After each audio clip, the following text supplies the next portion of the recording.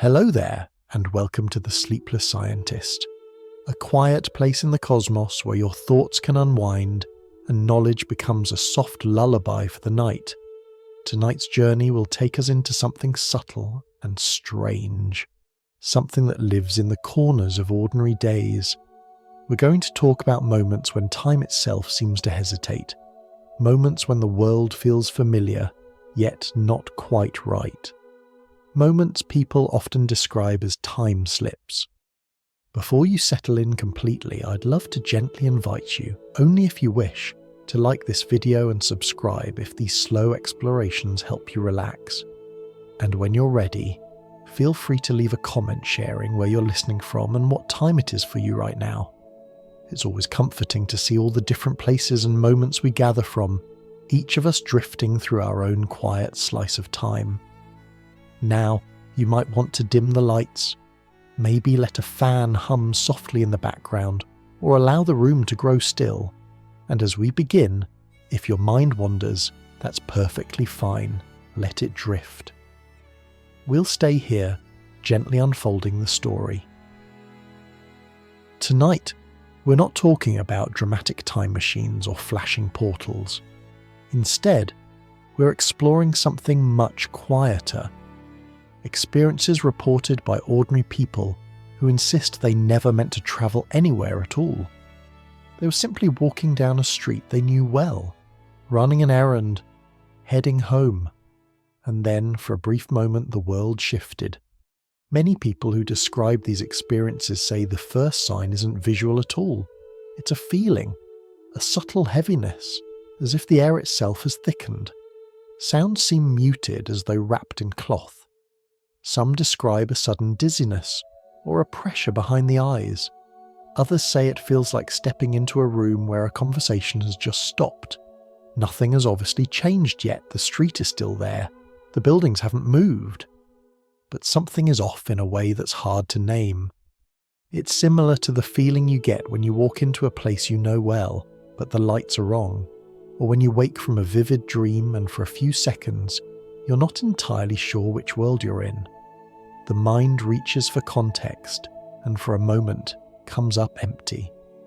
In reports of time slips, this is often the threshold, a quiet pause before the world rearranges itself. Then, details begin to shift. The smooth surface of asphalt may give way to uneven stone beneath your feet. The hum of engines fades, replaced by the sound of hooves or distant voices. Modern storefronts dissolve into wooden facades. The air smells different. Coal smoke, oil, damp stone, old fabric. People passing by wear clothes that belong to another era, and they look at you with the same confusion you feel toward them. What's striking is that the person experiencing this doesn't feel as though they've gone anywhere. There's no sense of movement through time, no rushing forward or backward. Instead, it feels as if time has moved around them, like standing still while scenery on a stage quietly changes. This is why many researchers and storytellers describe time slips not as travel, but as misalignment. The same place, but a different layer of time, and just as suddenly as it begins, it ends. The heaviness lifts. Sounds return, cars reappear. The street looks exactly as it always has. Often, only minutes have passed, sometimes seconds. The person is left standing there, heart racing, wondering whether what just happened was real. These experiences are unsettling precisely because they don't announce themselves as extraordinary. They arrive gently, without spectacle. And that makes them difficult to dismiss even for the people who experience them. In this first part of our journey, we're not trying to explain anything yet. We're simply noticing patterns, the sensations that come before the shift, the way the world feels flatter, quieter, less solid, the sense of standing between moments, as if reality itself is briefly undecided. Later, we'll explore famous cases, skeptical explanations, and what modern science says about time. We'll talk about memory, perception, and why the brain is so good at creating convincing realities. We'll also touch carefully and calmly on ideas from physics, translated into images and comparisons that feel more like stories than equations. But for now, it's enough to sit with the feeling itself. Because whether time slips are illusions, misunderstandings, or something we don't yet have language for, they point to an important truth. Our experience of time is not as solid as it feels. It can stretch, blur, and soften at the edges. And sometimes, in those softened moments, the world feels just a little out of place. As we continue, we'll drift from these sensations into the stories that made them famous. Stories where people didn't just feel time wobble, but believed they stepped into another century entirely. And we'll take our time getting there. When people describe what happens after that first uneasy feeling, they almost never say they were pulled or pushed anywhere. There is no sensation of movement, no rushing forward or backward. Instead, the world seems to change its mind about what it is showing you. You're still standing in the same place. This detail appears again and again in time-slip accounts. The person remains rooted where they are, sometimes even mid-step, while the environment around them begins to rearrange itself. It's as if time, rather than carrying you along, has slid sideways. Often, the ground is the first thing people notice. Smooth pavement becomes uneven beneath their feet. What had been a familiar sidewalk suddenly feels older, rougher, shaped by hands long gone. The soundscape shifts next. The steady background noise of modern life fades away, replaced by a quieter, more irregular rhythm. Hooves, striking stone, the creak of wood, voices that sound closer, less filtered by distance and machinery. Smell plays a surprisingly powerful role in these experiences. People speak of coal smoke, damp earth, oil lamps, leather, and unwashed fabric. These are not vague impressions, but sharp, specific scents that seem to belong to a different age. Smell has a unique way of anchoring memory, and when it changes suddenly, it can make the entire world feel unfamiliar in an instant. Then there are the people. They move with purpose, but not in ways we're used to seeing. Their clothing doesn't follow modern patterns. Long coats, dresses that brush the ground, hats worn as everyday items rather than fashion statements. Some witnesses say these people glance at them with confusion or suspicion, as though sensing that something about them doesn't belong. And perhaps the most unsettling detail is that these people often seem completely real, solid, ordinary, not ghostly or transparent. They walk, talk, gesture, and go about their business as if nothing unusual is happening at all, which raises a quiet, unsettling question. If this is an illusion, why does it feel so grounded? One way to think about these moments is not as stepping into the past, but as losing alignment with the present. Imagine reality as a stack of transparent pages, each one showing the same place at a different time. Most of the time we only see the top page, but occasionally something causes our perception to slip, just enough for another page to come into view. The street doesn't move. You don't move. What changes is which layer you're tuned into. People often struggle to describe this sensation because we don't have everyday language for it. We're used to thinking of time as a straight line, something that carries us forward whether we want it to or not. But time-slip experiences feel less like travelling along a line and more like briefly seeing through it. There is also a notable absence in many of these reports. Modern technology often disappears first.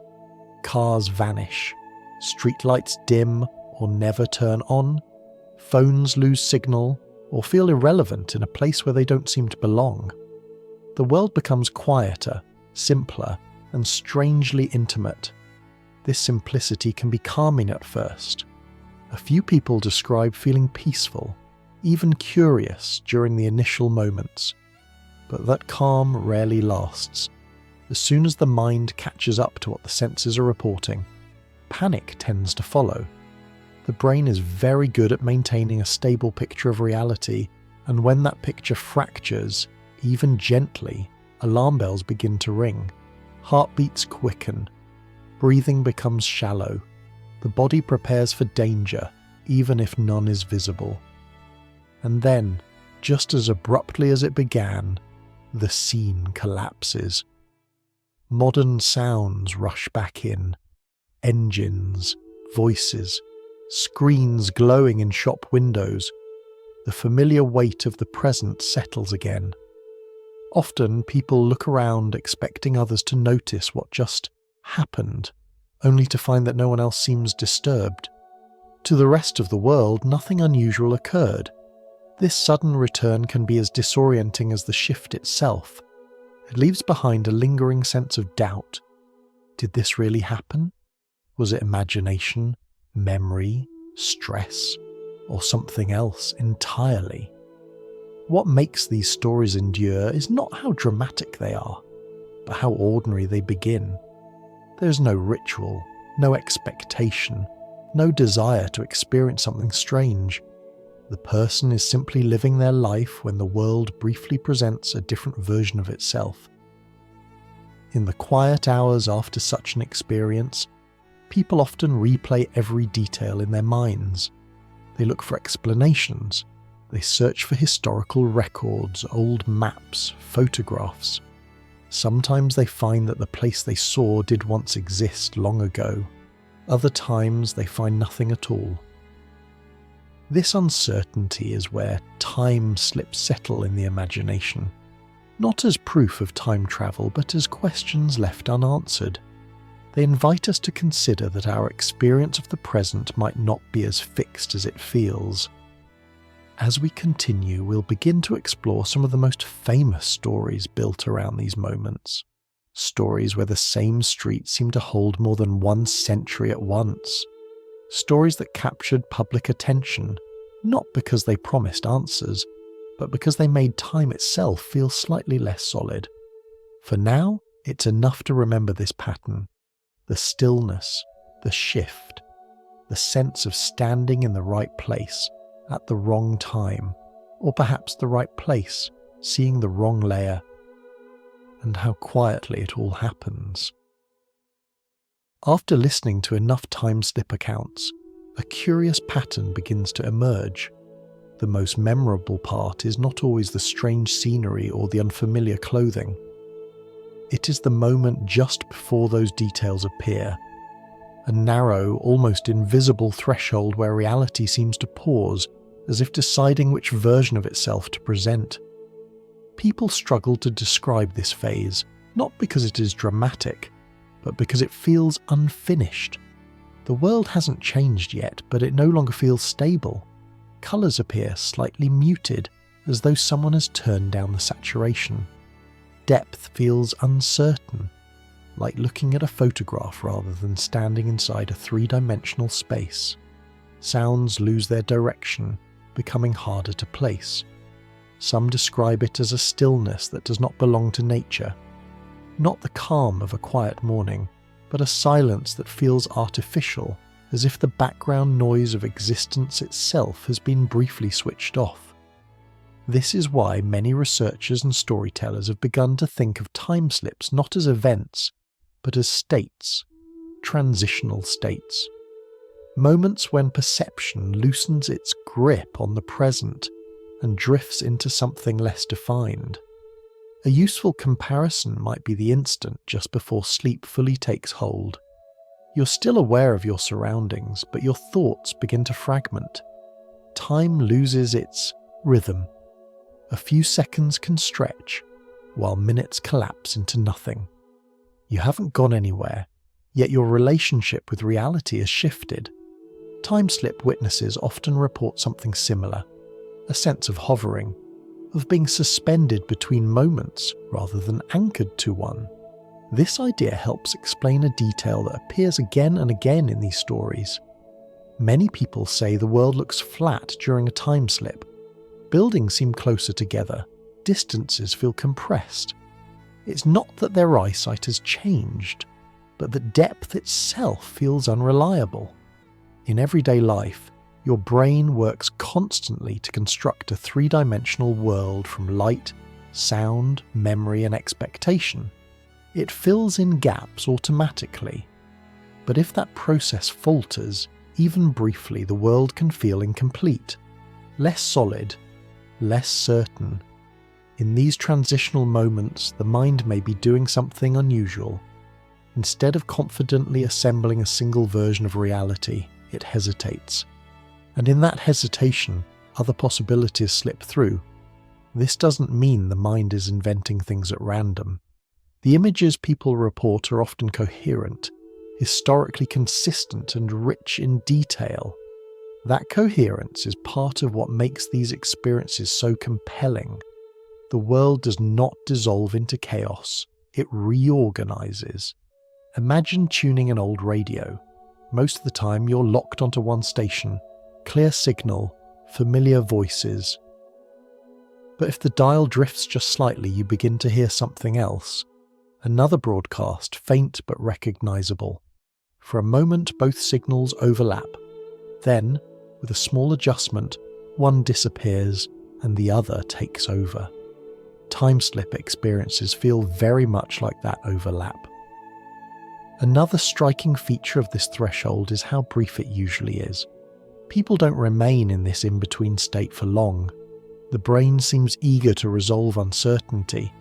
Once it commits to a version of reality, it does so quickly. Either the present snaps back into place, or the alternate scene becomes fully realized. This may be why time slips often end as abruptly as they begin. There is no gradual fade out, no slow return, just a sudden reassertion of the familiar world as if nothing happened at all. Yet something has happened. The person remembers it. The sensation lingers, even if the evidence does not. What makes this especially unsettling is how passive the experience seems to be. There is no intention involved, no attempt to enter another time. The person does not seek the threshold, they stumble into it. This lack of control is a key reason time slips feel different from imagination or fantasy. Daydreams respond to intention, dreams respond to sleep, time slips arrive uninvited. At this stage in our exploration, we still haven't decided what these moments mean. We're simply learning to recognize their shape, the stillness, the flattening of space, the brief suspension before the world resolves itself again. Later, we'll ask whether this threshold belongs to the brain, to memory, or to time itself. We'll explore how perception can misfire, how stories evolve, and how science understands the fragile way we experience now. But before any of that, it helps to appreciate just how quiet these moments are. There are no alarms, no dramatic signs, just a subtle sense that reality is loosened, like a knot that briefly comes undone before tightening again. And perhaps that is why these experiences have followed humanity for so long, not because they are spectacular, but because they are gentle enough to slip past skepticism and lodge themselves in memory. As we drift onward, we'll begin to step into the stories that gave these moments names. Stories tied to real places, real people, and real history. Stories where the threshold didn't just hover, but opened. When people talk about time slips, one story returns again and again, quietly insisting on its place in the conversation. It doesn't begin with flashing lights or sudden terror. It begins with a walk. Two women, educated, thoughtful, and deeply familiar with history, strolling through a place already heavy with the past. In the summer of 1901, Charlotte Moberly and Eleanor Jourdan, both academics from Oxford, were visiting the Palace of Versailles. Like countless visitors before them, they wandered through its gardens, eventually separating from their tour in search of the Petit Trianon, a smaller retreat once favoured by Marie Antoinette. At first, nothing seemed unusual. The gardens were familiar, well-kept, peaceful. But then, gradually, the atmosphere changed. They later described an unnatural stillness, not the pleasant quiet of a garden, but something flatter, heavier. The air felt thick. Sounds seemed distant, as if muffled by invisible walls. Even the light appeared different, hazy and subdued. Like an old photograph left too long in the sun, they became disoriented. Paths no longer led where they expected. Landmarks felt subtly wrong. As they searched for help, they encountered two men dressed in long grey coats and wide-brimmed hats, speaking French that sounded formal and oddly archaic. The men gave directions politely without surprise, yet the encounter left the women unsettled. As they continued, they noticed more figures in unfamiliar clothing, and then, across a stretch of lawn, they saw a woman sitting quietly sketching. She wore a large white hat and had an air of calm detachment, as though untouched by the confusion around her. For reasons they later struggled to explain, they chose not to approach her. Soon after, the atmosphere lifted, the haze dissolved, tourists reappeared. The gardens felt ordinary again. The women returned to their group, unsettled but unsure what to make of the experience. At the time, they did not speak of it as extraordinary. Months passed before they compared notes in detail. When they did, they realized that each had noticed different things, remembered different moments, yet both felt they had shared something deeply unusual. Over time, as they studied portraits and historical records, a startling possibility took shape in their minds. The woman sketching, they believed, resembled Marie Antoinette. Based on clothing styles and historical context, they concluded that the scene they witnessed may have reflected the grounds of Versailles in the late 18th century, not long before the French Revolution. They eventually published their account in a book titled An Adventure, presenting the experience not as proof, but as a mystery. What makes the Versailles case so enduring is not just the story itself, but who told it. These were not thrill-seekers or mystics searching for the supernatural. They were historians, trained to observe, document, and analyse. Their credibility gave the story weight, and their hesitation gave it restraint. Yet the story is far from simple. Skeptics have pointed out inconsistencies. The women did not immediately agree on details. Dates shifted slightly over time. Some landmarks they described were known to exist in earlier periods, but not in others. Critics suggested they may have wandered into a themed gathering or a historical reenactment, mistaking costumed guests for something more extraordinary. Others proposed environmental explanations. Heat, fatigue, and expectation can influence perception, especially in a place as emotionally charged as Versailles. The gardens themselves span a vast area, layered with centuries of redesign.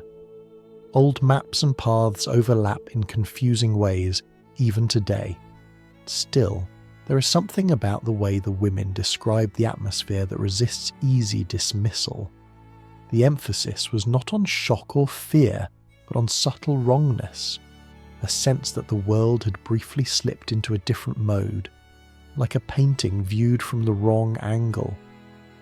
One way to think about this experience is not as travelling to the past, but as stepping into a preserved scene. Versailles is not just a physical place, it is saturated with memory, symbolism, and expectation. Every visitor arrives carrying an image of what it once was. In rare moments, that image may become unusually vivid. It's possible that the women experienced a powerful convergence of memory, imagination, and environment. A moment when the brain assembled history so convincingly that it felt external, not a dream, not a hallucination, but something in between. And yet, even this explanation leaves questions unanswered. Why the shared stillness? Why the matching sense of haze? Why the specific details that aligned with historical records unknown to them at the time?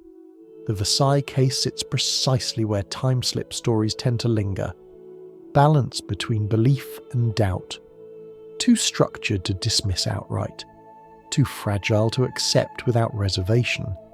What it offers us is not an answer, but a frame, a way of seeing how easily the past can feel present and how thin the boundary between them might be under the right conditions.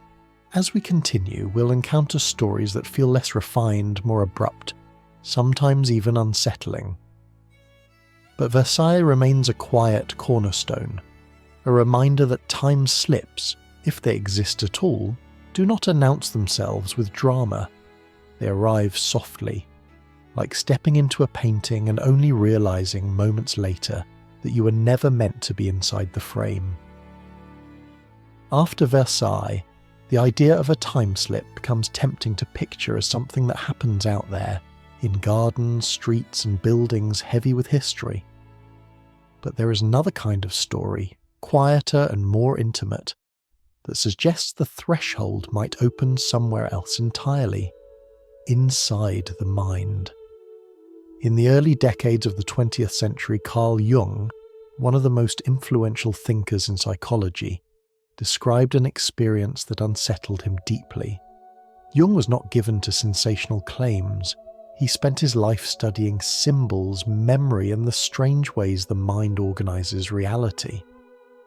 When he wrote about something unusual, he did so carefully, often with hesitation. During a visit to the Italian city of Ravenna, Jung entered an ancient baptistery. Inside, he became transfixed by a series of mosaics. He later described them in remarkable detail: deep blue seas, specific figures, particular arrangements of colour and light. The images stayed with him vividly, as though imprinted. Years later, Jung asked a colleague who was travelling to Ravenna to photograph the mosaics for him. The reply was unexpected. According to church records and historians, the mosaics Jung described did not exist. They had been destroyed centuries earlier in a fire. Confused, Jung contacted a friend who had accompanied him on the original visit. She too remembered the mosaics. She recalled the colours, the scenes, the feeling of standing beneath them. Both were certain of what they had seen. Eventually, Jung learned that mosaics matching his description had once existed in a different church in Ravenna, long before his visit. They were known from historical accounts, but no longer visible, no longer present in the physical world. What, then, had Jung experienced? Unlike many time-slip stories, this one does not involve a change in environment while awake and moving. There was no dizziness, no sense of the world shifting. Jung stood in a real place, at a real time, and yet perceived something that belonged to another era. This raises a different possibility. Perhaps time slips do not always involve stepping into the past. Perhaps sometimes the past steps into perception. Memory is not a recording, it is a reconstruction. Each time we remember something, the brain rebuilds it from fragments, sensory cues, emotional context, prior knowledge. Usually this process works seamlessly. We trust it because it feels continuous and coherent. But occasionally, reconstruction can become unusually vivid. Think of how a song from childhood can transport you instantly to a specific room, a specific afternoon, a specific feeling. For a moment, the past doesn't feel remembered, it feels present. Jung's experience may represent an extreme version of this phenomenon, a convergence of memory, symbol, and place so precise that it felt external. Not imagined, not hallucinated, but perceived. What makes this case especially intriguing is that Jung did not frame it as proof of time travel. Instead, he saw it as evidence that time and consciousness might be more deeply entangled than we assume. The mind, he suggested, might access information across time in ways we do not yet understand. This interpretation does not require time to bend physically. It only requires perception to widen. In this view, a time slip is not a hole in space-time. but a moment when the mind assembles reality using materials from outside the present moment. Historical knowledge, symbolic meaning, and sensory input combine into a scene that feels immediate and real. This idea also helps explain why many time-slip experiences feel so convincing. They are not vague impressions, they are structured, meaningful, and internally consistent. The brain is very good at storytelling, especially when it believes it has the right pieces. Yet, even this explanation has its limits. Jung did not knowingly study the destroyed mosaics before his visit. He did not seek out historical descriptions, and the accuracy of his recollection surprised even him. So where did the images come from? One possibility is that the mind absorbs far more information than we consciously realise. Details glimpsed briefly, read years earlier, or encountered indirectly may surface later with startling clarity. Another possibility is that memory does not flow strictly in one direction. That what we call the past remains accessible in subtle ways, not as events, but as patterns. This brings us back to the idea of layers. Just as a place can hold multiple historical layers beneath its surface, the mind may hold layers of time within itself. Most of the time, we operate on the top layer, the present moment. But occasionally something causes a deeper layer to rise. In Jung's case, the trigger may have been the symbolic weight of the setting. Sacred spaces, ancient art, and ritual architecture are designed to collapse time, to connect the present with eternity. Standing inside such a space may gently loosen the boundary between now and then. If so, Jung's experience was not a failure of perception, but an expansion of it. As we move forward, this idea will become increasingly important. Not all time slips involve streets and buildings transforming. Some unfold entirely within awareness, and understanding those inner slips may help us make sense of the outer ones. Because whether the past appears in gardens or in memory, the question remains the same. How stable is our experience of time, really? And how much of what we call now is constructed moment by moment inside the mind? As we move deeper into these stories, a subtle shift begins to happen. The atmosphere remains calm and dreamlike, but a new element quietly enters the picture: practicality. The small, ordinary details that usually fade into the background of daily life begin to matter in unexpected ways. One of the most frequently retold time-slip stories illustrates this perfectly. In the late 1970s, two British couples were driving through rural France. It was evening, and they were tired. When they came across a small hotel by the roadside, they decided to stop for the night. Nothing about the decision felt unusual. Travellers do this every day. The hotel itself, however, felt strangely old-fashioned. There was no electricity. The rooms were lit by oil lamps. The furniture looked antique, not decorative, but genuinely worn with age. There was no elevator, no modern signage. The atmosphere was quiet and subdued, as though the place belonged to another rhythm of life. The couple slept there, ate breakfast the next morning, and were struck by how inexpensive everything was. They paid, left, and continued their trip. So far, this could easily be explained as a rural hotel preserving a traditional style, but the story takes its turn when, on their return journey, the couples attempted to stay there again. They couldn't find it. They drove the same roads, asked local residents. No one recognised the description. According to the people living nearby, there had never been a hotel in that location. When the travellers developed the photographs they believed they had taken during their stay, the images were missing. Not blank, not damaged, simply absent, as though that portion of the film had never been exposed. This story often leaves listeners with a quiet chill, not because of what it suggests, but because of how ordinary it begins. There is no dramatic entry into another era, no clear moment of transition. The experience feels complete, self-contained, and normal until it isn't. Yet this is where a different kind of analysis becomes important. When we look at time slip stories through the lens of everyday logistics, new questions emerge. If the couples had stepped into the early 20th century, how did their modern car go unnoticed? How did they pay? Currency is one of the most time-specific objects in existence. Even small differences stand out quickly. Why did no one react to their clothing, their accents, their behaviour? These questions do not destroy the story. They gently press against it, like fingers testing the surface of a dream. What makes this type of scrutiny valuable is that it focuses on what the brain often overlooks during extraordinary experiences. In moments of uncertainty or fatigue, attention narrows. The mind prioritizes safety and rest over detailed observation. A tired traveller notices comfort and shelter, not inconsistencies. Memory too plays a role.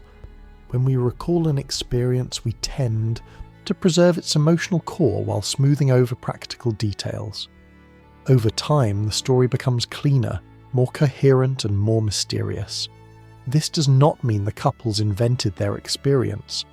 It means that the way experiences are remembered can quietly reshape them. The Vanishing Hotel story sits at an interesting intersection. It feels more grounded than Versailles, yet more vulnerable to practical doubt. It lacks the symbolic weight of a historic palace, but it gains strength from its ordinariness. And that ordinariness is exactly what makes it difficult to resolve. Similar stories appear again and again in time-slip accounts. Inns, shops, cafes, and small businesses that seem frozen in another era. They're almost never grand landmarks.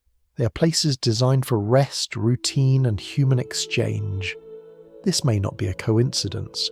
Such places encourage a slowing down of attention. When we pause, when we step out of urgency, the mind becomes more receptive. It wanders, it fills in gaps, it becomes less anchored to the strict structure of the present moment. In this softened state, perception can drift. This does not require deception or fantasy.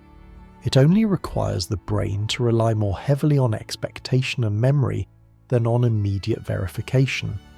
The result can be an experience that feels entirely real, even if parts of it are assembled rather than observed.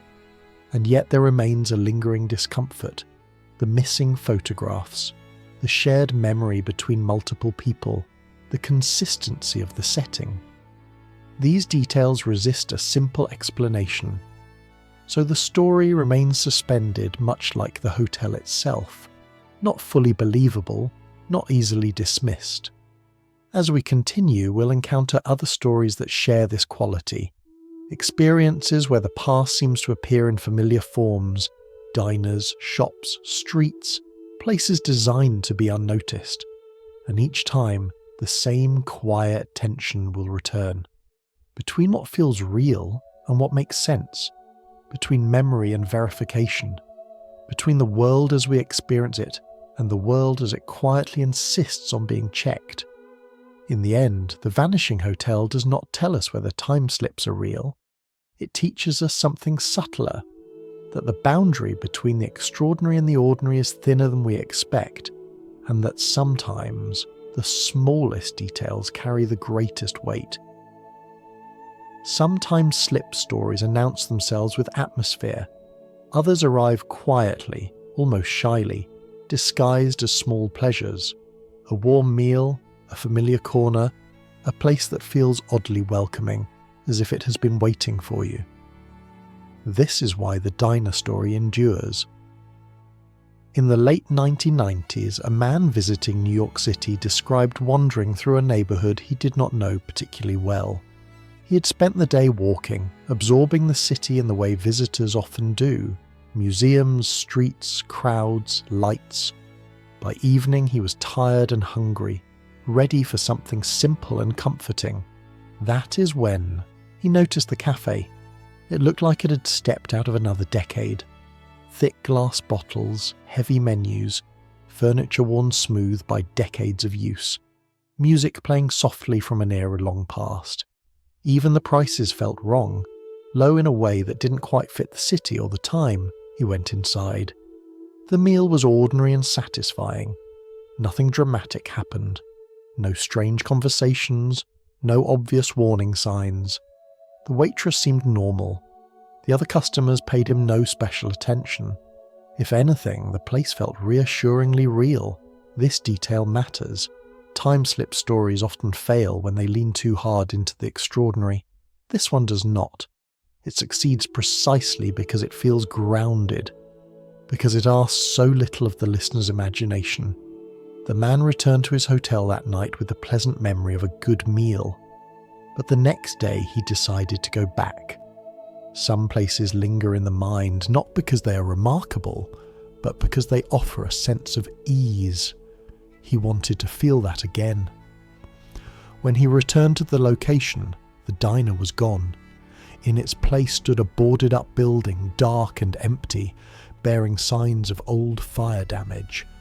The windows were sealed, the doors locked. The structure looked abandoned, not recently closed, but long forgotten. Confused, he searched the surrounding streets. He asked around. Eventually, he spoke to an older local resident who recognized the description. Yes, she said, there had once been a diner there. She remembered it well. But it had burned down decades earlier. The building had been empty ever since. The man stood where he believed he'd eaten just hours before, struggling to reconcile the memory with what his eyes now saw. What makes this story compelling is not the suggestion that the past returned, but how seamlessly it blended with the present. The diner did not feel like a museum piece. It felt alive, busy enough to exist without explanation. Yet this same quality is what invites skepticism. There is no record of the diner operating at that time, no receipts, no witnesses who came forward independently. The story appears on multiple websites, often with slightly altered details, growing more polished with each retelling, and still it lingers. Why? Part of the answer lies in how places like diners function in memory. They are not landmarks, they are emotional anchors. They represent routine, nourishment, and familiarity. The mind recognizes them instantly and fills in details effortlessly. When you enter a diner, you don't study it, you relax into it. You assume it belongs. This makes such places particularly vulnerable to reconstruction. A vacant building glimpsed briefly. A similar cafe visited earlier that day. A half-remembered story overheard years before. Under the right conditions, these fragments can assemble into a complete experience. That does not mean the experience feels false. On the contrary, it feels smooth and coherent because the brain is skilled at building continuity where it expects it to exist. And yet, the timing of the discovery still unsettles people. Why notice the diner at all? Why that building at that moment? Why the specific historical match? These questions are difficult to answer conclusively, which is why this story occupies a middle space. Not evidence, not fabrication, but something closer to a psychological echo. It also reveals something important about how time slips tend to present themselves. They favour places that are meant to be invisible, places we pass through without thinking. When such places change, the mind has no defences prepared.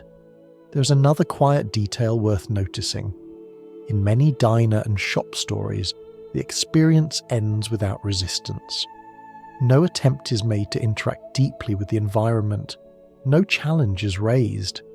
The person leaves naturally, as if obeying an unspoken rule. This lack of interference may be what allows the experience to remain intact. Once we stop questioning, the scene can hold itself together. The moment scrutiny begins, it collapses. As we move forward, we'll see this pattern repeat, not only in diners, but in streets, stations, and markets. Places built for flow, not permanence. place is designed to be entered and exited without ceremony. These are not the kinds of locations where we expect history to speak. And yet, if time ever does slip quietly into the present, it may choose exactly these spaces, the ones where we are least prepared to notice it, not because they are special, but because they are ordinary. There is one story that unsettles people in a slightly different way, not because it is more dramatic, but because it feels oddly precise. It does not unfold in a dreamlike haze or a softened atmosphere. It arrives sharply, vividly, and leaves behind details that seem almost too specific to ignore. The story takes place in the English city of York in the early 1950s. A young man named Harry was working as an apprentice plumber in the basement of an old building known as the Treasurer's House. The task was ordinary and physical: stone walls, tools in hand, dust in the air, the kind of work that keeps the mind grounded in the present moment. Then he heard a sound. At first it was faint, a horn echoing softly as though coming from far away. Confused, he paused his work. The sound grew louder, closer, unmistakable. And then, in a moment that would remain with him for the rest of his life, the wall in front of him seemed to open into something else entirely. A line of Roman soldiers marched through. They did not glow. They were not transparent. They appeared solid and physical, carrying shields, wearing tunics, moving with weary purpose. Horses followed. The sound of metal and leather filled the space. The soldiers looked tired, some even injured, as though returning from a long campaign. But there was something deeply unsettling about the way they appeared. Harry could only see them from the knees up. Their lower legs seemed to vanish into the stone floor beneath the basement, as if they were walking on a surface that no longer existed. Frozen in terror, he watched as the soldiers passed through the room and disappeared into the opposite wall. The sound faded. The space returned to normal. Harry ran. For years, he told no one what he had seen. He feared ridicule. He feared being dismissed as unstable. The experience was too sharp, too real to risk being laughed away. When he eventually shared the story decades later, skeptics were quick to respond. Roman soldiers, they argued, did not carry round shields. They did not wear green tunics. The details were wrong. And then something unexpected happened. Archaeological excavations beneath the Treasurer's House revealed an ancient Roman road running directly beneath the basement floor, buried roughly a foot below the surface. This explained why the soldiers' legs were not visible. They appeared to be walking on a level that no longer existed in the present structure. Further research complicated the picture even more. While Roman legionaries were often depicted with rectangular shields and red tunics, auxiliary soldiers, non-citizen troops, were known to use round shields and wear green. This was not common knowledge at the time Harry described his experience. In fact, some of these details were only clarified through later archaeological work. This is where the story becomes difficult to place. On one hand, it fits the pattern of time slips, a sudden intrusion of another era into the present, a location heavy with history, a brief, overwhelming encounter. On the other hand, it resists the softer explanations we have explored so far. There is no gradual transition, no sense of haze or flattening, no emotional symbolism, just a sharp overlay of another time, precise enough to leave behind measurable questions, and yet skepticism still applies. Harry did not tell the story immediately. Human memory changes over time. Details sharpen, soften, or shift. Knowledge absorbed later can quietly influence recollection. Even the most honest witness can unknowingly reshape a memory to fit new information. Still, one detail remains particularly intriguing: the partial appearance of the soldiers. If this were a hallucination or a dreamlike state, Why would the mind construct such an oddly accurate limitation? Why not complete figures? Why not floating images or blurred forms? One way to think about this is through the idea of resolution. Our perception of reality is not infinite. The brain assembles a coherent picture using available information. If something interferes with that process, if perception briefly overlaps with another set of stored patterns, it may only render what it can. Imagine projecting an old film onto a modern wall, but part of the screen is missing. The image does not stop existing. It simply appears incomplete. In this sense, the Roman soldiers may not represent a full intrusion of the past, but a partial one. A moment where the brain stitched together sensory input, historical context, and placed memory into something that felt external and undeniable, yet incomplete. This interpretation does not require the soldiers to have physically marched through time. It suggests that the boundary between perception and environment may have thinned just enough for another layer to become visible.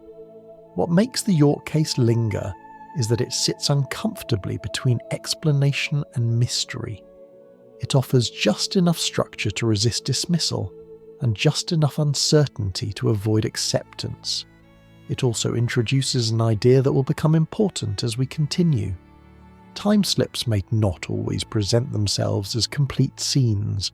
They may appear fractured, limited by what the mind can process or what the environment allows, not a doorway, but a crack.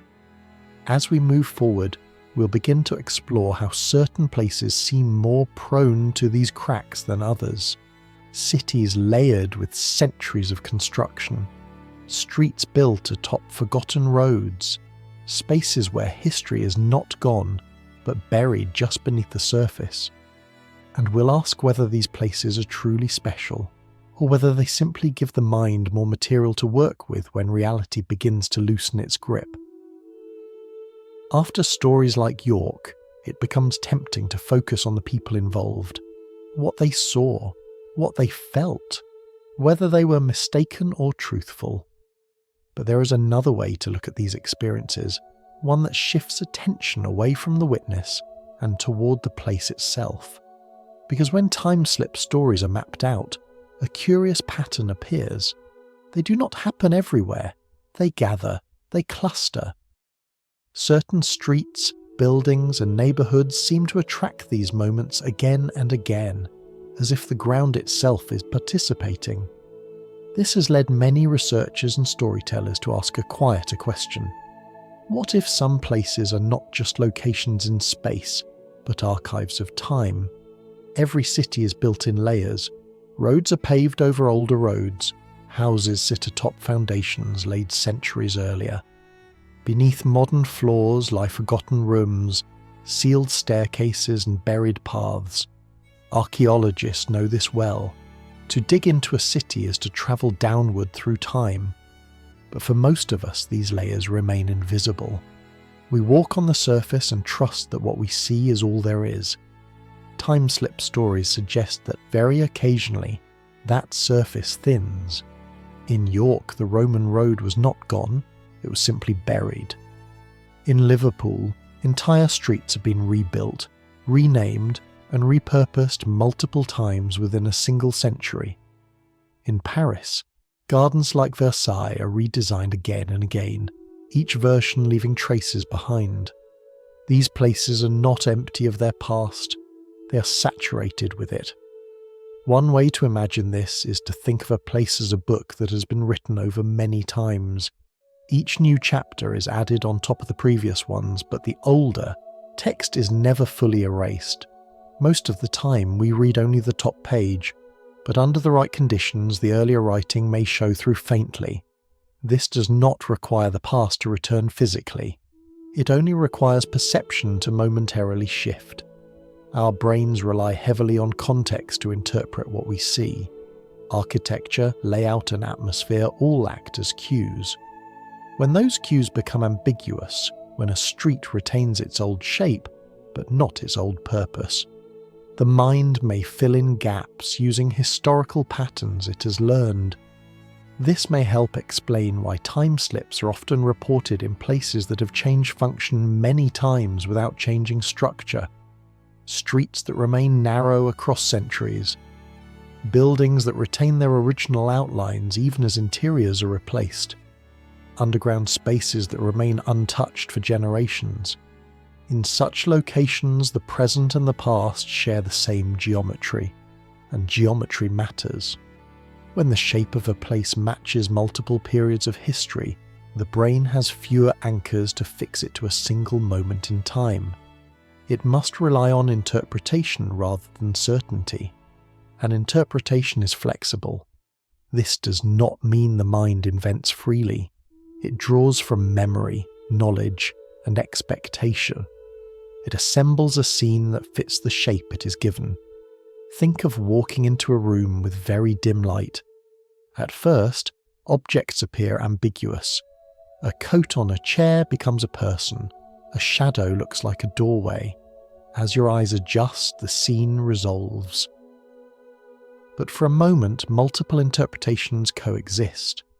Time-slip experiences may occupy a similar perceptual space, a moment when the brain has not yet decided which version of a place it is seeing.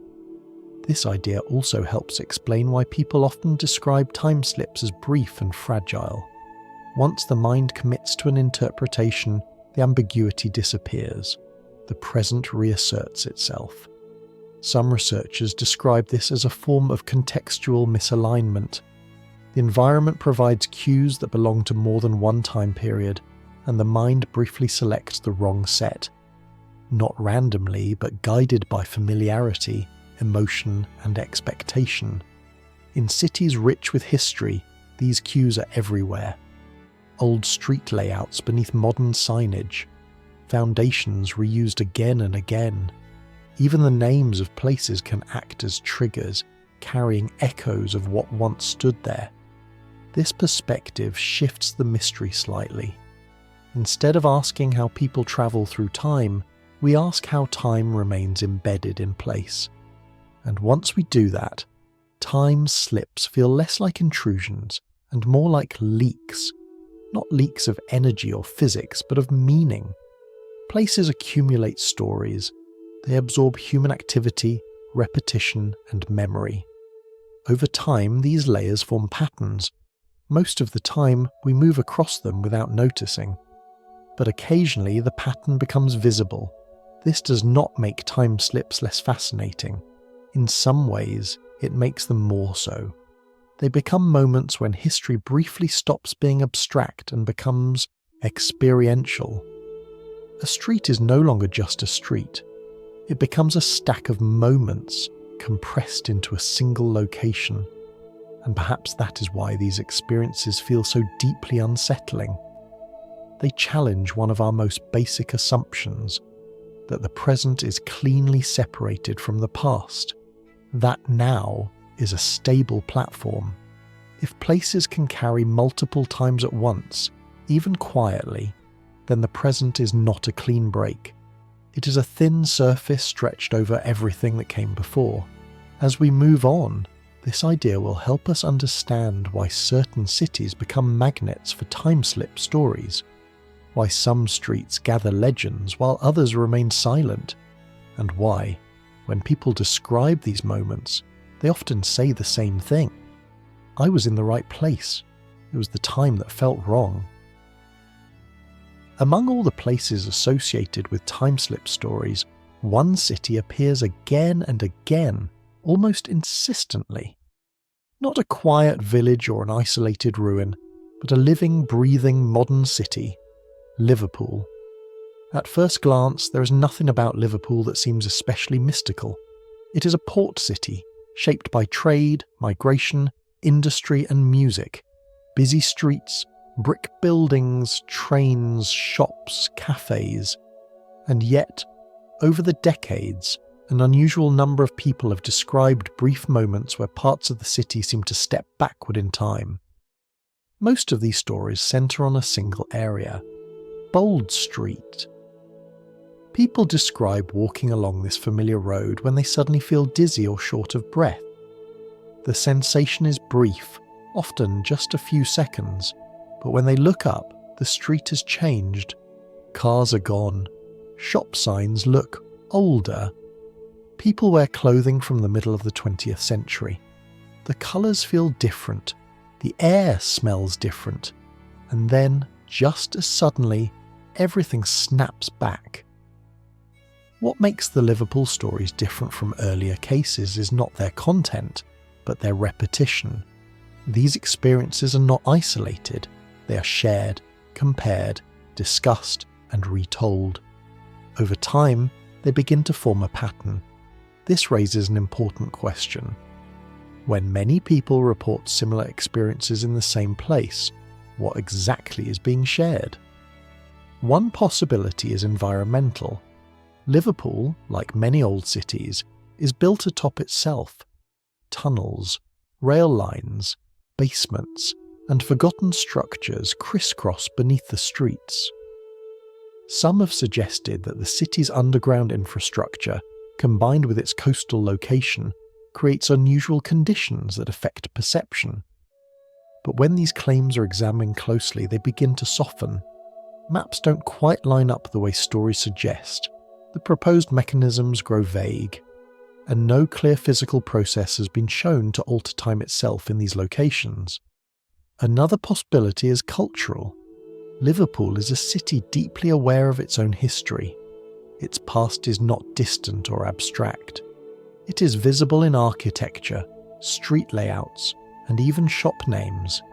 People grow up hearing stories about what once stood, where they now walk. Photographs of the city's earlier decades are widely shared. The idea of Liverpool as a place where time overlaps has become part of local identity. And identity matters. When people expect something to happen, even unconsciously, perception becomes more flexible. The brain is not a passive recorder. It actively predicts what it is about to see. When those predictions are shaped by shared stories, they can quietly guide experience. This does not mean people are lying. It means they are participating in a narrative larger than themselves. In Liverpool, time slip stories are not just told, they are listened to, discussed, expanded. Online groups form where people compare details. Similar sensations are noted. Patterns are reinforced. Over time, the city begins to carry not just its physical history, but a shared expectation of temporal strangeness. This phenomenon is sometimes called social reinforcement. When a story resonates, it spreads. When it spreads, it becomes easier for others to frame their own unusual experiences in the same language. A brief, dizzy spell becomes a time slip. An unfamiliar shop becomes a vanished storefront from decades ago. The experience itself may be real, but its interpretation is shaped by context. Liverpool offers a powerful example of how place, memory, and community interact. It also shows us something important about time slips more broadly. They do not exist in isolation. They exist within cultures. They are shaped by what people know, what they believe, and what they expect. This doesn't make the experiences meaningless. On the contrary, it makes them deeply human. Cities are not just collections of buildings, they are networks of shared memory. When enough people imagine a place in a particular way, that imagination becomes part of the environment. Think of how certain streets feel different at night, even when nothing has changed, or how a childhood neighbourhood feels smaller when you return years later. The place hasn't altered, but your relationship to it has. In Liverpool, that relationship includes the idea that the past is close, that it might reappear at any moment, and when that idea takes hold, the boundary between now and then becomes easier to blur. There is also another quiet factor at work. Bold Street is a transitional space. People pass through it while shopping, commuting, or wandering. They are rarely focused. Attention drifts. Minds wander. these are precisely the conditions under which perception becomes suggestible. In moments of distraction, the brain relies more heavily on expectation than verification. A glimpse becomes a certainty. A feeling becomes a conclusion. Liverpool's time slips may not be cracks in time, they may be cracks in attention, widened by story and shared belief. And yet, even this explanation does not fully erase the mystery. Because not everyone experiences these moments, and those who do often describe them as intensely personal, even unsettling. The city may provide the canvas, but the experience still unfolds inside the individual.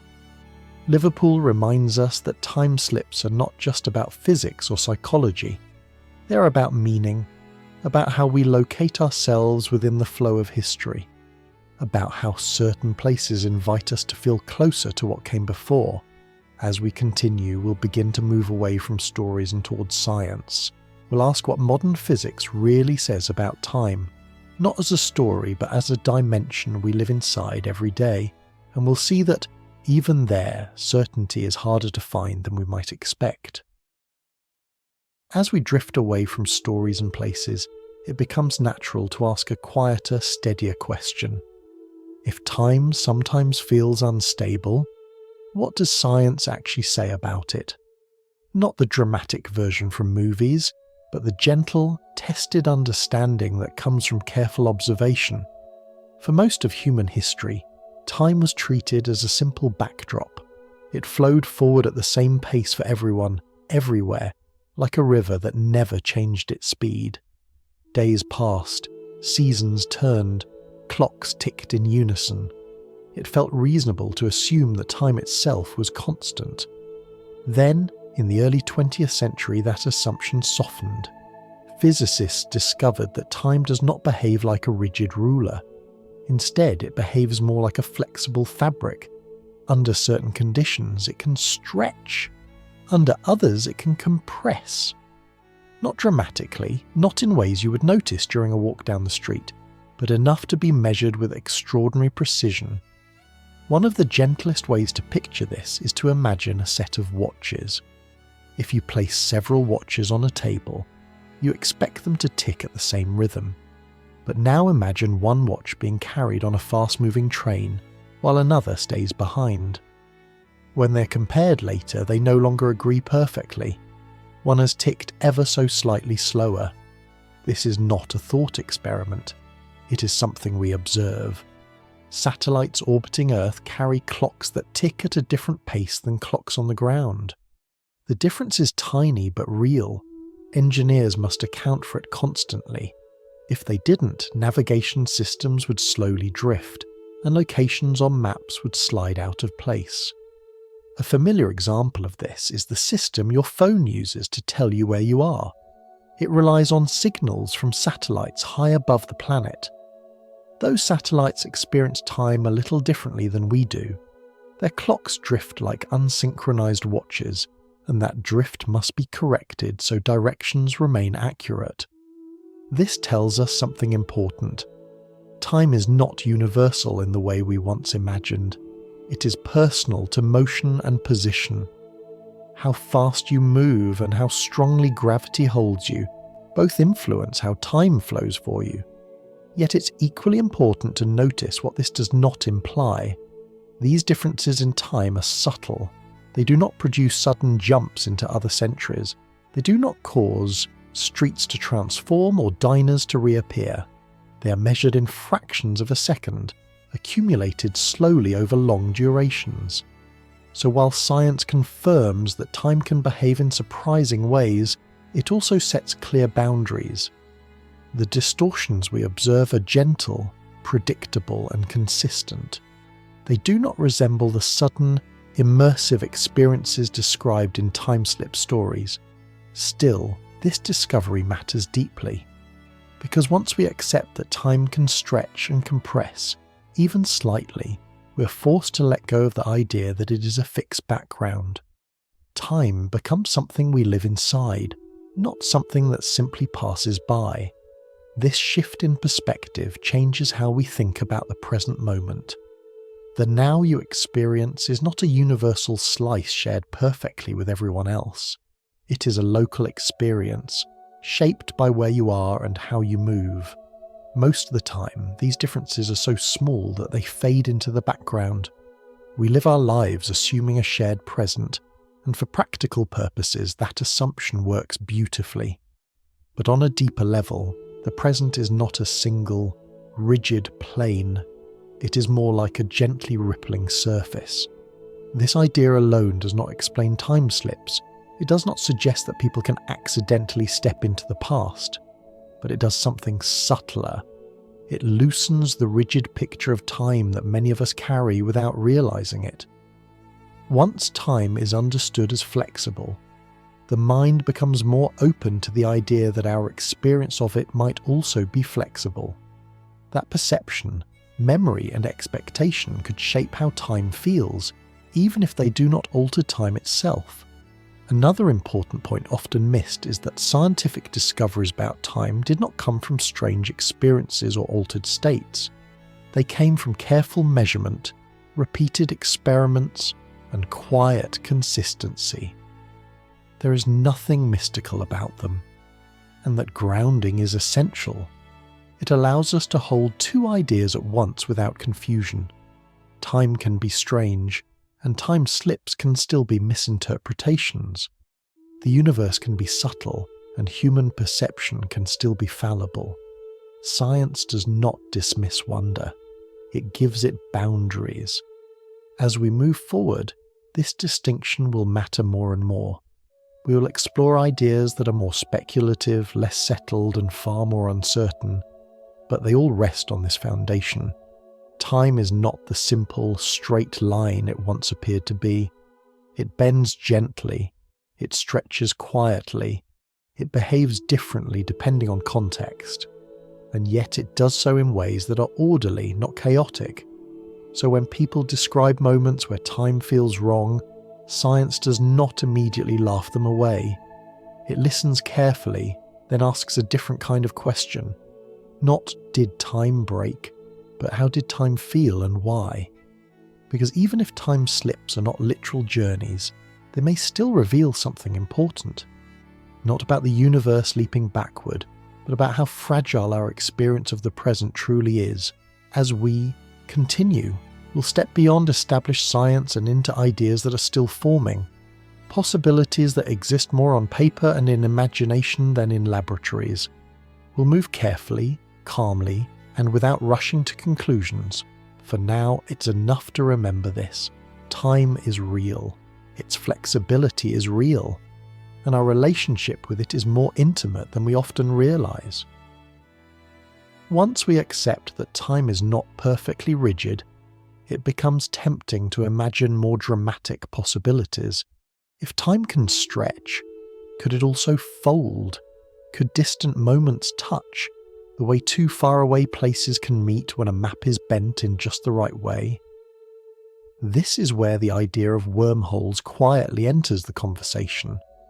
The easiest way to picture a wormhole is not as a tunnel you could step into, but as a thought drawn on paper. Imagine you take a sheet of paper and draw two dots far apart from each other. On the flat page, the only way to move from one dot to the other is to travel the long distance between them. But if you gently fold the paper so the dots touch, the distance between them suddenly becomes very small. In theory, a wormhole is something like that fold, a shortcut through the fabric of space and time, connecting two distant regions without crossing the space between them. It's an elegant idea, and importantly, it is not pure fantasy. The mathematics that describe gravity allow for such structures to exist on paper. They appear naturally when scientists explore the equations deeply enough, much like unexpected shapes appearing when you follow a pattern to its end. But there is a large and important gap between what mathematics allows and what the universe actually builds. In order for a wormhole to remain open, it would require conditions far beyond anything we have ever observed. The forces involved would be extreme. The materials needed to stabilize such a structure are hypothetical at best. No experiment has ever detected a wormhole, and no observation has hinted that one is quietly hiding nearby. So while wormholes are fascinating, they remain possibilities rather than realities. This distinction matters, especially when discussing time slips. It is easy to hear the word wormhole and imagine an accidental doorway opening beneath someone's feet, transporting them into another era. But this picture belongs more to storytelling than to science. Real wormholes, if they exist at all, would be unimaginably small or unimaginably violent. They would not politely open on a city street or inside a quiet cafe. They would not preserve scenery, atmosphere, and detail. They would be anything but gentle. And yet, the idea remains useful, not as an explanation, but as a reminder. Wormholes show us that time and space are not separate things. They are woven together into a single structure. When one bends, the other bends with it. Distance and space and distance and time are not as different as intuition suggests. This insight alone reshapes how we think about the universe. It tells us that the separation between moments is not absolute, that far away and long ago are both measures of separation within the same underlying fabric. Most of the time, that fabric is smooth and well behaved, but the possibility of folds reminds us that it is not perfectly flat. Still, when it comes to time slips, wormholes remain a metaphor rather than a mechanism. They help us imagine how time could connect in unexpected ways, without claiming that such connections actually occur in everyday life. They invite curiosity without demanding belief. This is an important balance to maintain, because when we move too quickly from speculation to explanation, we lose the quiet power of uncertainty. And uncertainty, when handled gently, can be deeply calming rather than unsettling. There is another reason wormholes appear so often in discussions of time. They appeal to our sense of symmetry. If the universe can create black holes, regions where space and time collapse inward, then perhaps it can also create bridges that connect distant regions. But nature is not obligated to fulfill our sense of narrative balance. The universe is not a storybook. It allows some possibilities and quietly ignores others. In this sense, wormholes may be more valuable as intellectual tools than physical objects. They stretch our imagination. They encourage us to think beyond straight lines and simple paths. They remind us that the structure of reality may be richer than it appears. And that reminder carries into our understanding of time slips. If time is part of a flexible fabric, then our experience of it may also have edges and seams. Not seams that open into tunnels, but seams where perception softens, where certainty fades, where the mind briefly loses its grip on a single stable timeline. Wormholes do not explain these experiences, but they sit nearby in conceptual space, quietly suggesting that time is not as simple as it feels. As we continue, we will move into ideas that are even more subtle, ideas where the universe does not fold in dramatic ways, but exists in many possible states at once, where reality itself may hesitate before choosing a single outcome. For now, it's enough to let the image of folded paper rest in your mind, not as a doorway, but as a symbol, a gentle reminder that distance, whether in space or time, is not always what it seems, and that sometimes the most powerful ideas are not the ones that explain everything, but the ones that make us more comfortable with mystery.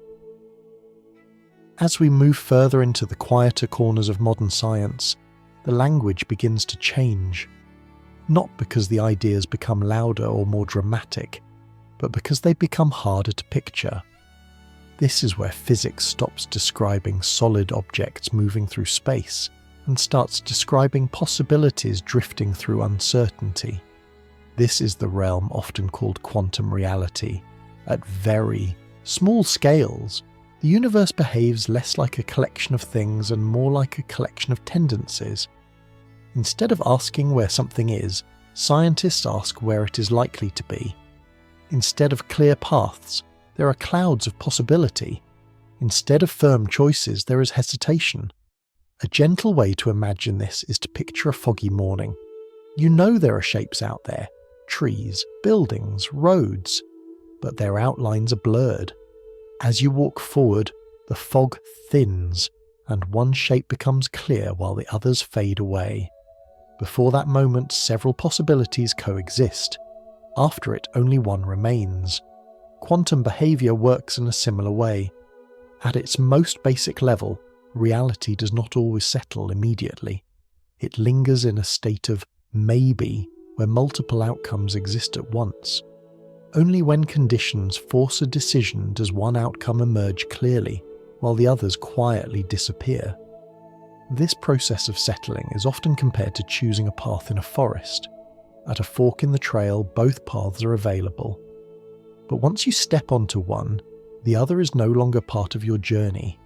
It still exists, but not for you.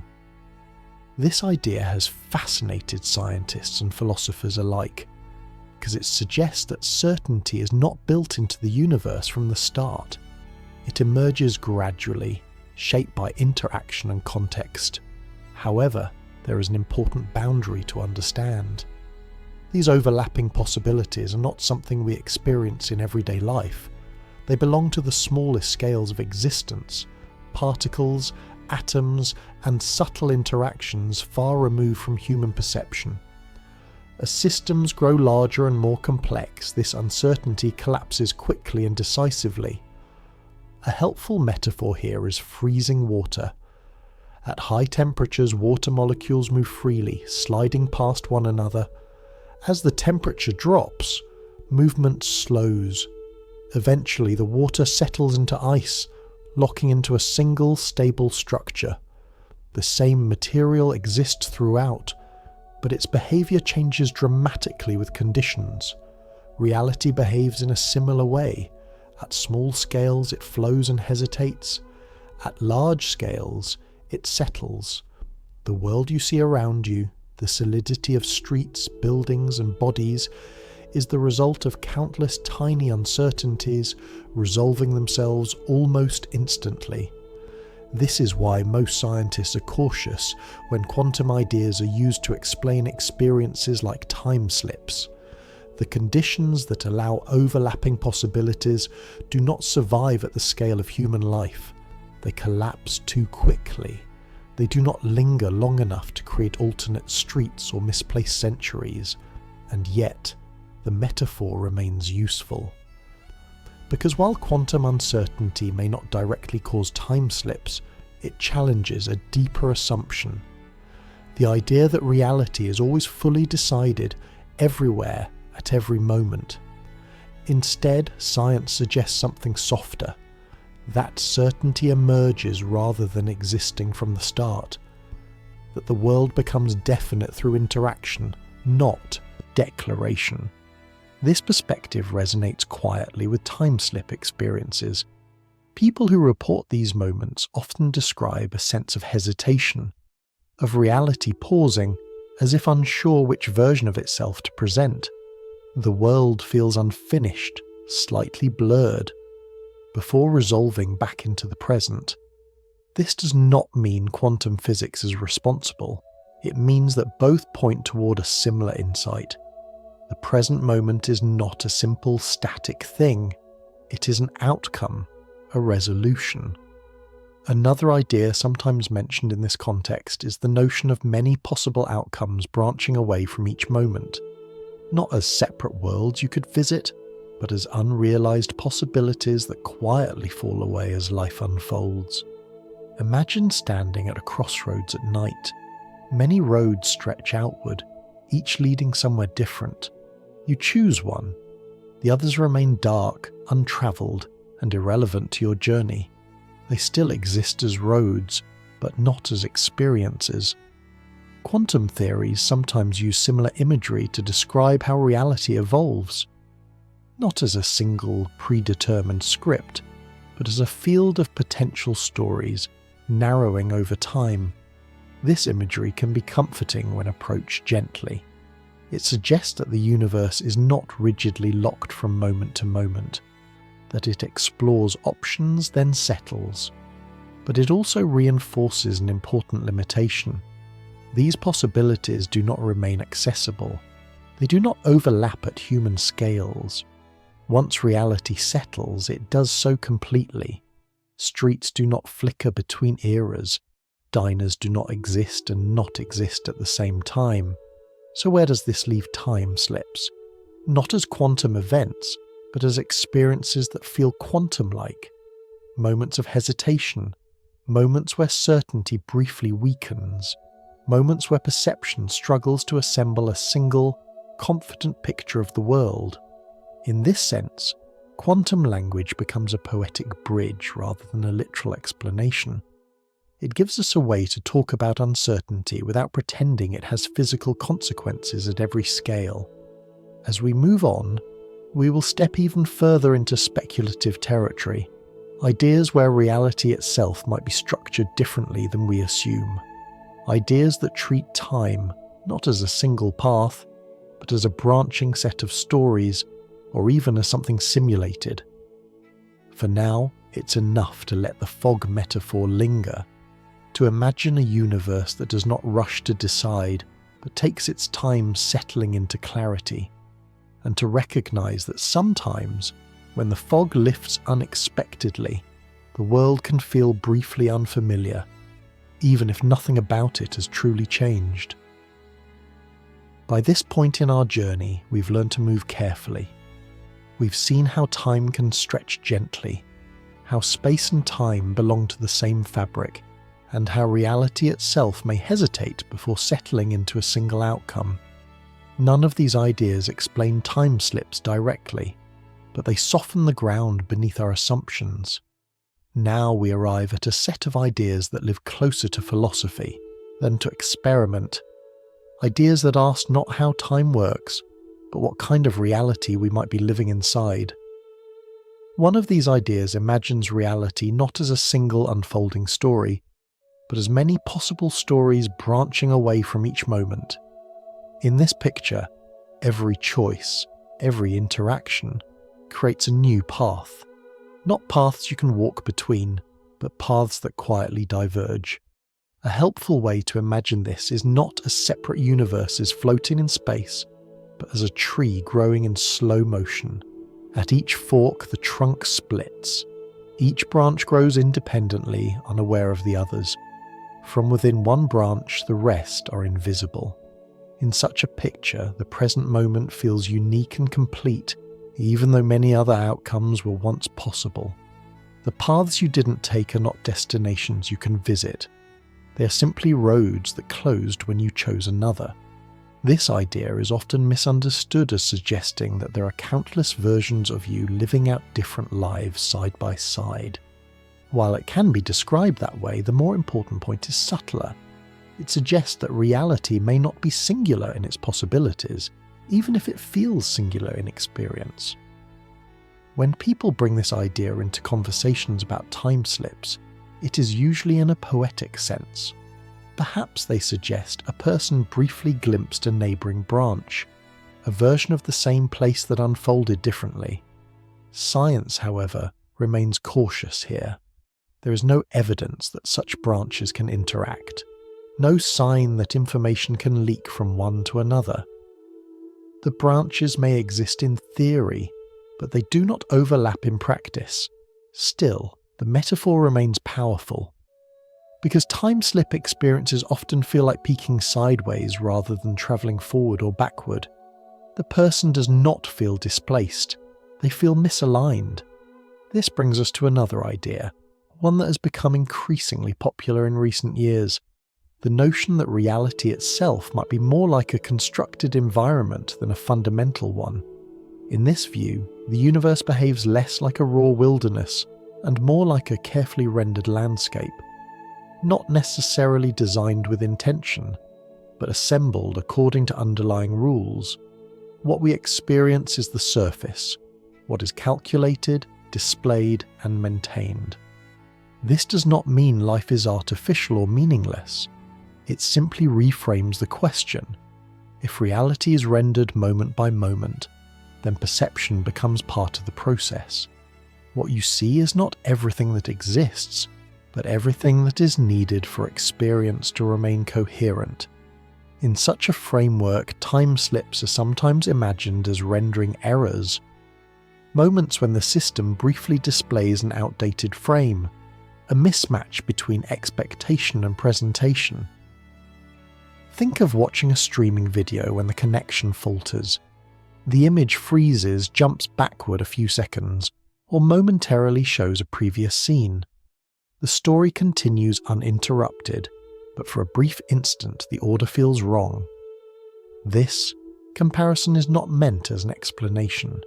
It is a metaphor, a way of expressing how these experiences feel to the people who have them. The sense that reality briefly showed the wrong page before correcting itself. Importantly, this idea does not require intention, control, or design. Glitches in this sense are not messages. They are imperfections in consistency, not purposeful events. And science does not currently support the idea that such glitches occur in the physical universe. But as with other speculative ideas, this one does something valuable. It gives us language for uncertainty. It allows us to talk about experiences that feel structured but inexplicable, without forcing them into rigid categories. It also shifts attention away from the past itself and toward the present moment. In many time slip stories, the past does not behave like history. It behaves like a scene, static, unresponsive, brief. This is one reason simulation metaphors resonate. They emphasize appearance over interaction, display over causation. Yet here again, restraint is essential. These ideas are not answers, they are thought experiments. Ways of exploring how reality could be arranged, not claims about how it is arranged. They invite curiosity without demanding belief. As we approach the end of our scientific exploration, a pattern emerges. Each idea, relativity, wormholes, quantum uncertainty, branching possibilities, simulated frameworks, points in the same direction without converging. Time is not simple. Reality is not as solid as intuition suggests, and yet the universe remains remarkably consistent. Time slips, if they occur at all, do not behave like physical events. They leave no traces. They do not repeat on demand. They resist measurement, which suggests that if they matter not because they reveal hidden machinery, but because they reveal something about us, how we perceive, how we remember, how we construct the present from fragments of experience. The speculative ideas we've explored are best understood as mirrors. They reflect our discomfort with uncertainty and our desire for coherence. They offer ways to think gently about what happens when coherence falters. As we move into the final part of our journey, we'll begin to turn inward, away from theories and metaphors, and toward memory, doubt, and the quiet ways stories change over time. We'll ask not whether time slips prove something extraordinary, but what they reveal about the fragile human experience of now. For the moment, it's enough to let these ideas rest without resolution, to allow mystery to remain mystery, and to notice how even the most speculative thoughts can feel calming when they are not asked to carry the weight of certainty. By the time a strange experience becomes a story, it has already begun to change. This is not because people are dishonest, but because memory is alive. It moves. It reshapes itself quietly each time it is recalled. And time slip stories, perhaps more than most, reveal just how fluid memory can be. When something unusual happens, the brain does not store it like a photograph. It stores fragments, sensations, emotions, isolated details that felt important in the moment. Later, when the event is remembered, those fragments are reassembled into a narrative that makes sense now. not necessarily one that perfectly matches what happened then. Each retelling becomes an act of reconstruction. At first, the story may be uncertain. The teller hesitates. Details are vague. Gaps remain. But as the experience is shared, perhaps with friends, perhaps online, those gaps invite filling. Questions are asked. Possibilities are suggested. Historical context is added. The story gains shape.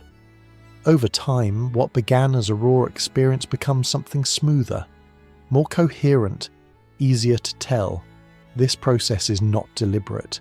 It is automatic. Each time a memory is recalled, it briefly becomes flexible again, like soft clay. When it settles, it may do so in a slightly altered form. Psychologists sometimes describe this as memory being updated, though the update may be subtle enough to go unnoticed. In the case of time-slip stories, this flexibility matters greatly. Consider how often dates shift in these accounts. A scene that was once vaguely old-fashioned becomes pinned to a specific decade. Clothing styles become clearer. Historical figures emerge. The story gains confidence as it gains detail. This does not mean the story is becoming more accurate. It means it is becoming more stable. Human memory favours stability over precision. A clear story is easier to carry than an uncertain one, and once a version of the story feels right, it tends to stick. This is especially true when stories are shared within a community. In places like Liverpool, where time-slip stories circulate widely, people unconsciously learn the language of the phenomenon. They know what details matter. They know what patterns to look for. When something strange happens, they already have a framework ready. The experience may be new. The interpretation is not. This is how stories begin to resemble one another over time, not because they are copied intentionally, but because memory and expectation quietly align. Certain motifs survive because they fit the shared narrative. Others fade because they do not. Even famous cases are not immune to this process. The Versailles story, for example, evolved across editions of the original book. Descriptions were refined, dates adjusted, interpretations strengthened. What began as confusion gradually took on a clearer historical shape. This does not make the story false, it makes it human. Memory is not designed to preserve raw data, it is designed to preserve meaning, and meaning is shaped by context, culture, and belief. There's another important factor at work here: confidence. When people recall an event many years later, confidence does not necessarily correlate with accuracy. In fact, confidence often increases as uncertainty fades. The story feels more familiar. The telling becomes easier. Doubt recedes. To the listener, this confidence can feel like evidence. To the storyteller, it feels like clarity. But clarity is not the same as truth. This does not mean we should dismiss time-slip stories outright. On the contrary, understanding how memory works allows us to appreciate them more deeply. It shows us that these stories are not static artifacts but living narratives shaped by time itself. In a sense, time-slip stories behave like the phenomenon they describe. They do not remain fixed in one moment. They drift, they layer, they change subtly as they move forward. This reflection also invites a gentler form of skepticism, one that does not accuse or ridicule, but observes. One that asks not, "Is this story real?" but "How has this story grown?" And growth is not inherently deceptive. It is creative. It reflects the mind's attempt to make sense of something that did not fit neatly into ordinary experience. As listeners, we often want stories to resolve, to end with certainty. But many experiences do not offer that comfort.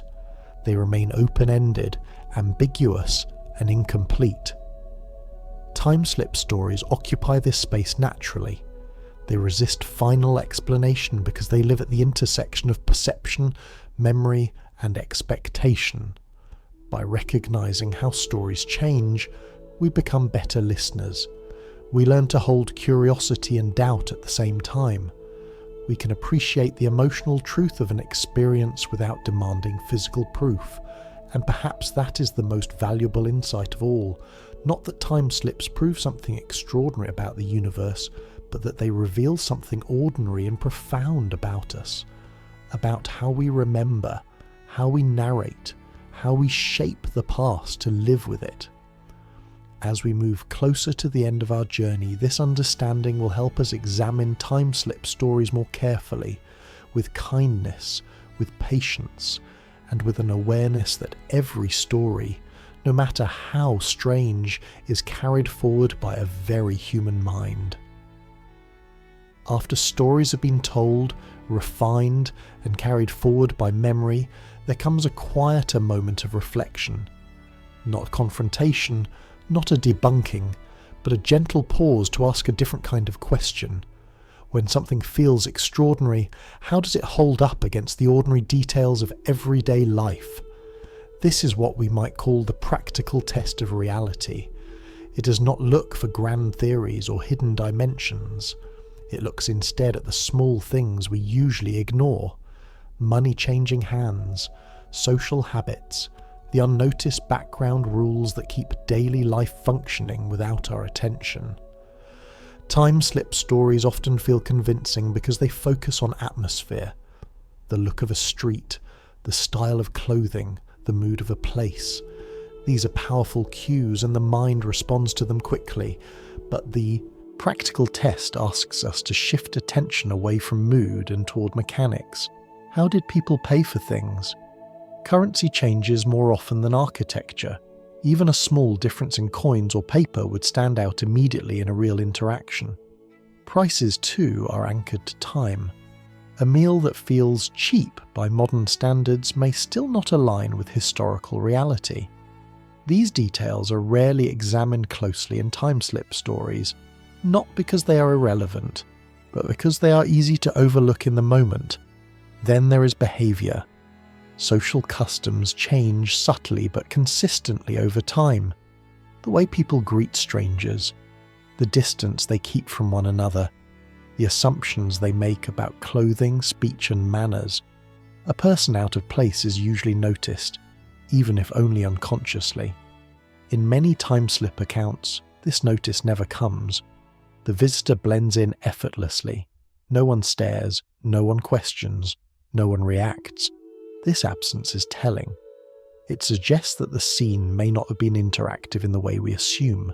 It may have been observed rather than entered, experienced rather than participated in, like watching a play from the audience rather than stepping onto the stage. Another practical detail often mentioned is technology. Modern objects tend to disappear in time slip stories. Cars vanish, streetlights dim, phones become irrelevant. This makes sense narratively, but it raises questions. Objects do not usually fade selectively.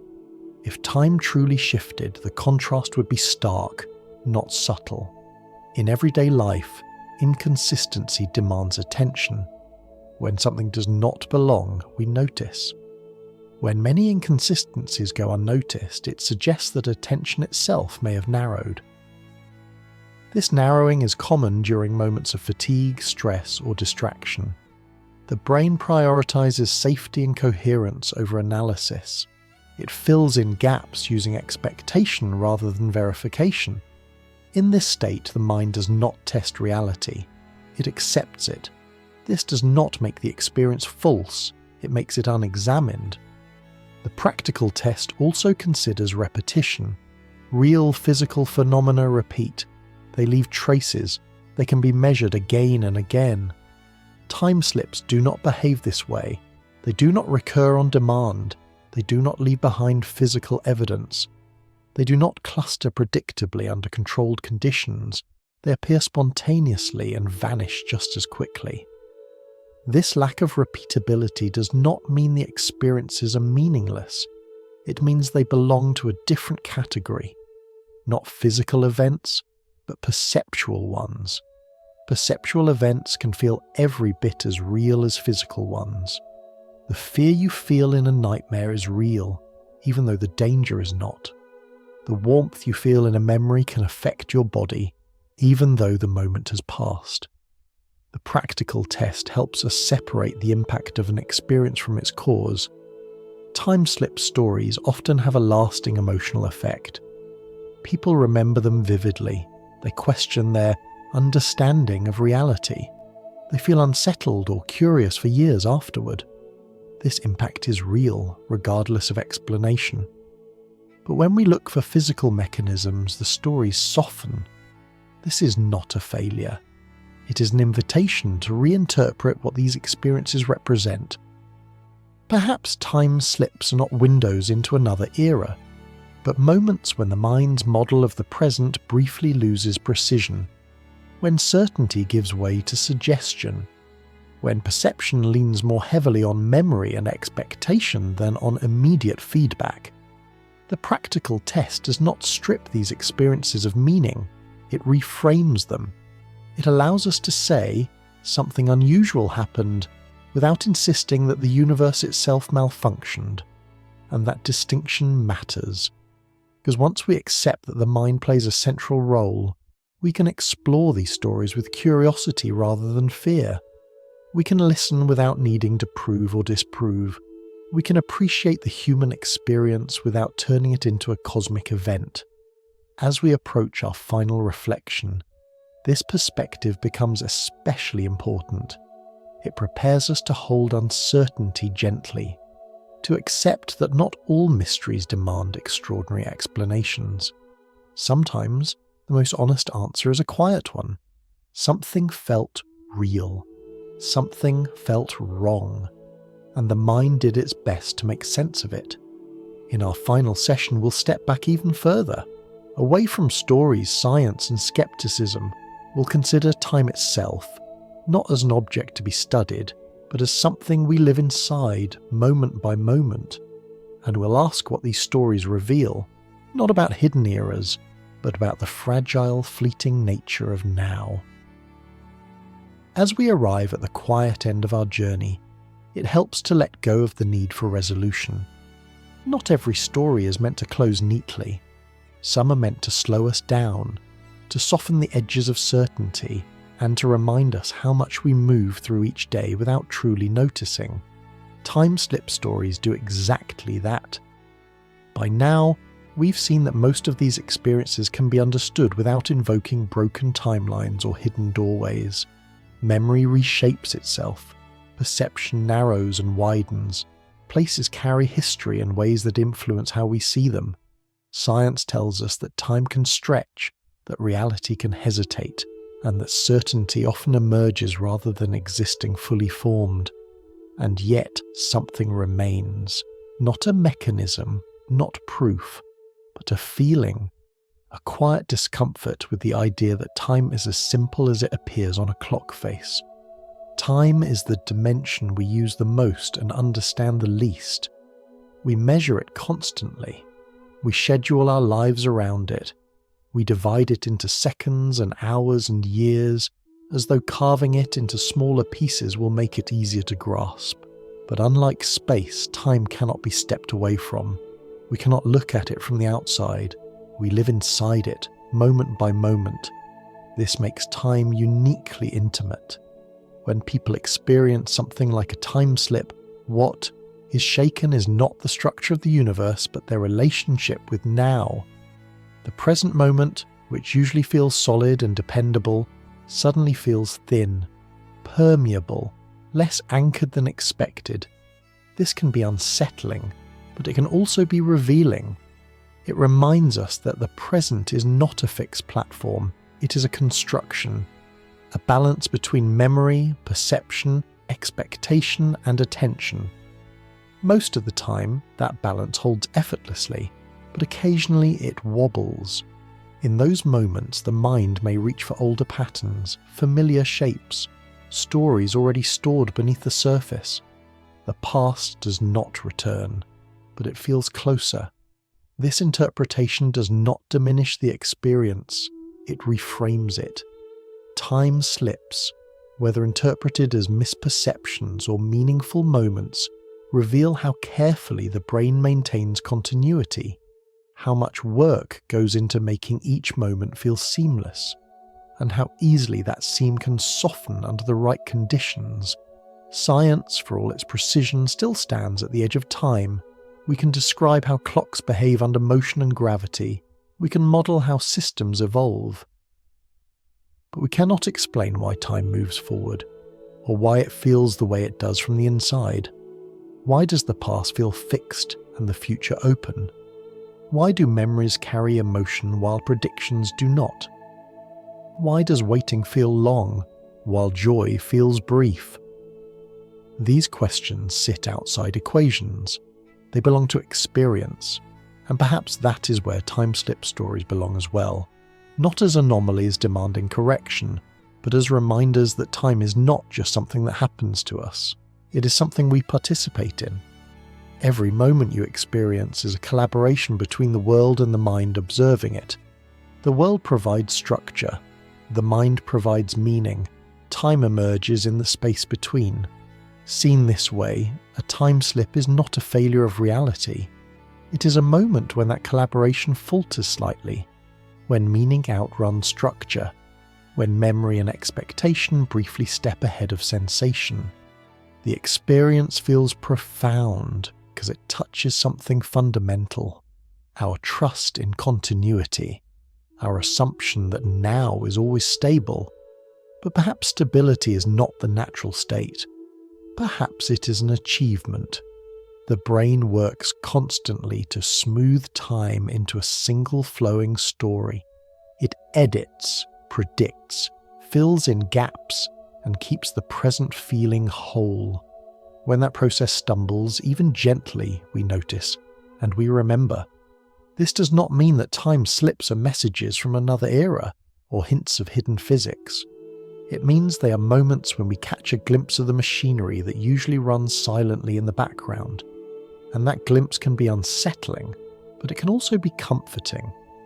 It tells us that the feeling of time is not imposed on us by a cold universe. It is shaped, moment by moment, by a living system trying its best to make sense of change. As you rest here at the end of this exploration, you don't need to decide what time slips are. You don't need to categorize them or explain them away. It is enough to recognize what they point toward. That time is fragile in experience, even if it is consistent in physics. That memory and perception are powerful enough to make the past feel present, and that the now you inhabit is more delicate than it seems. And perhaps that realization is not something to fear, because if time is something we live inside, then every quiet moment, every pause, every breath is already a small act of travel. Not to another era, but into deeper awareness of the one we're in. And so, we reach the end of tonight's exploration. Whether your eyes are still open, or you've already begun drifting somewhere between waking and dreaming, thank you for sharing this quiet stretch of time with me. If these gentle journeys help you unwind, you're always welcome to return. And if you choose to like, subscribe, or share, it's always appreciated, but never expected. Time has a way of slipping through our fingers, but here, in this calm moment, it doesn't need to go anywhere at all. Sleep peacefully, wherever and whenever you may be.